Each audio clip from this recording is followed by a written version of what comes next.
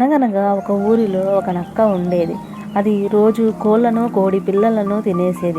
రోజు ఆ నక్క చేసే పనికి ఊళ్ళో జనమంతా విసిగెత్తిపోయారు. ఒకరోజు ఆ నక్క ఒక పొలంలో పడిపోయినట్లుగా కనిపించింది. ఊర్లో వాళ్ళంతా మొత్తానికి ఆ నక్కను ఎవరో చంపేశారని సంతోషపడ్డారు. జనమంతా ఆ నక్కను చూడటానికి పొలానికి చేరుకున్నారు. ఒక కోడి పుంజు కూడా తన పిల్లలతో చూడటానికి వెళ్ళింది. ఇంతలో నక్క లేచి పెద్దగా ఆవలించింది.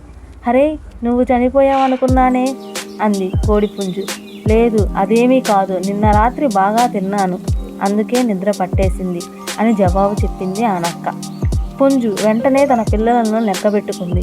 ఒక కోడి పిల్ల తక్కువగా ఉంది. "ఇదేమిటి, ఒక పిల్ల తక్కువగా ఉన్నా నాకు తెలియలేదే" అంది. "ఏమిటయ్యా, నిన్న రాత్రి నీ పిల్లలు తింటే నీకు తెలియదు, కానీ ఒక క్షణం క్రితం నేను చచ్చానని తెలిస్తే వెంటనే వచ్చావు" అంది నక్క వ్యంగ్యంగా. "నిజమే.